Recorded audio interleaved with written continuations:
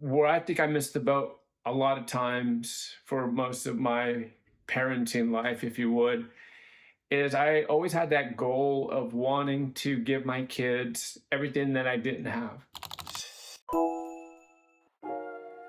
So, number one on my list of things that I learned this year was that my kids value more dad time than they do FaceTime or Fortnite time or Minecraft time, more than they do really having more things. They want more dad time, more one on one date nights, walks. My 8-year-old loves to go swinging, just to go walk to the park and swing for about 15, 20 minutes.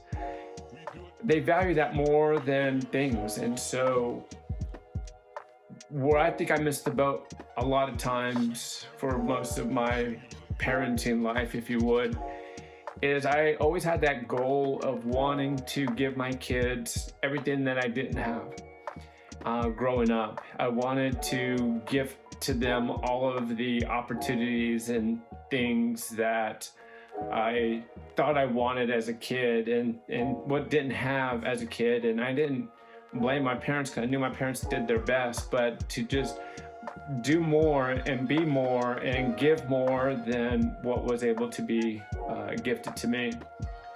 And in the process of all of that, missing the mark. And I think that's the thing that stunk the most for me is, I spent all this time and energy working and trying to, earn the most I could possibly make. All the while, my kids growing up with less of my time. And so I always had my eyes on the ball when it came to wanting to be more visible and present. When my now 14-year-old was born, she was born in 2010, and wanting to be more visible and present. So I cut my hours back, and it was new territory for me, and it took a lot of time and exploration. There was a lot of frustration. I didn't do it right all the time. And so did my best, but mostly failed, in my opinion, on this particular mission. And then when my now 10-year-old was born in 2014, I took a whole different approach to it. I hired a lot of team members. That way I could unplug from work a lot more without compromising the referrals and relationships that I had worked so hard to establish. And so I was able to do better. But how many of us know that there's always room for improvement? And so, when my now 8-year-old was born in 2016, I wanted to take it a step further. And that's when I came up with this crazy idea to sell the house, buy an RV, and hit the road full time. We were already homeschooling at that time, and so we took it to the next level. And for 18 straight months, we lived on the road and I was able to probably be the most visible and present that I could have ever imagined during that time. And so, for all intents and purposes, it was just an 18-month vacation. And so in 2019, I was married at the time with my kid's mother. And so together we decided that, we should probably, go back to Tucson and regroup and see, what we want the next few years to look like. And so that's what we did. We went back and I plugged into the business, the network, the system that I had enjoyed for many, many years, and basically didn't really miss a beat with it all. It looked a lot different. I was enlightened a ton, but I always felt like there's more meaning to parenting. There's more that I could give to my kids than everything that we've done and accomplished up to this point in time. And so 2020 and the pandemic kick in, and it takes our experience to a whole different level. 2021 is where, my world got turned upside down a bit. And then 2022 was a year of rebuilding. And in 2023 was able to put together the type of life that I wanted to live, where there's some harmony, there's some consistency between home and work. And I am not a big advocate for the term work-home balance. I think there's more to it than having a heart-head balance. And so I think that's where the hack was for me. And that's why 2023 and beyond looks so much more different than before, because it wasn't a head game. And when I took my head out of the equation and I focused on the things of the heart and tended to that, and I was able to be a better communicator with my kids. I was able to connect with them a lot easier. And, you fast forward to today, and my kids know my thoughts. I rarely use words, but I'm literally preaching and teaching all the time, because it's my actions that are doing all the talking, and it's really cool, and vice versa as well.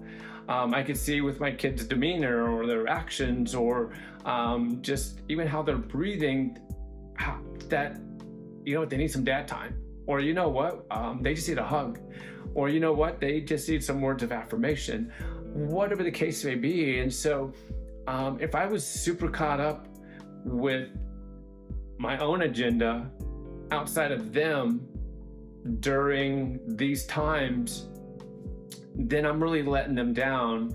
And again, I think that's when I know I'm veering more into the side of it being a head thing than a heart thing. And so I love giving my kids the gift of dad time.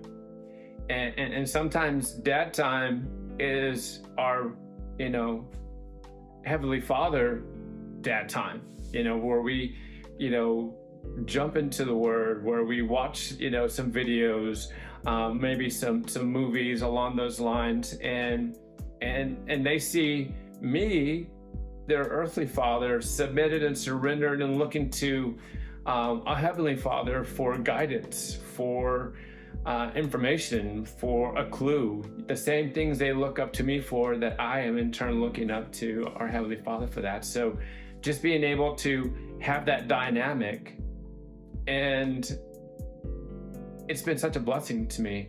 And I know there's still a lot more to learn and a lot more to do and improve upon, but I'm really, really thankful for where I'm at today and everything that's led to this point in time. I think it's a great reflection of what maybe the intentions were deep down inside for my late father or for my late grandfather, because I know that they had the best of intentions. It just came out a lot differently, or they just did the best that they could.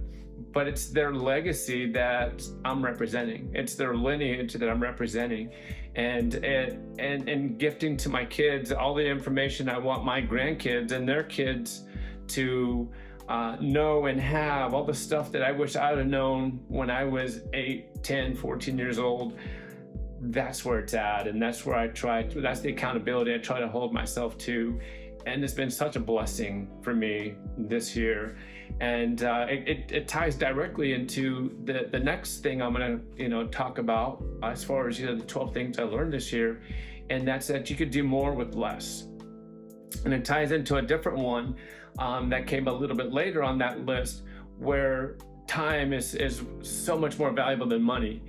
But when you're able to tap into that flow state or that God state, where you're able to do more with less, where you're able to make more money with less time, and where you're able to help more people without compromising, the people that mean the most to you, which is your offspring, your kids.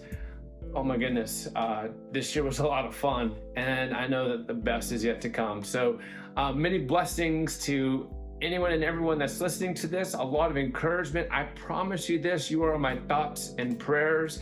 But I would love to hear from you. Message me, message a member of my team, call, text, or email us anytime. we want to be there for you in whatever capacity it is. And if we never meet, I promise you this, that you're here in spirit. We feel you. We love you. We're thankful for you. And yeah, to many more talks like this. God bless.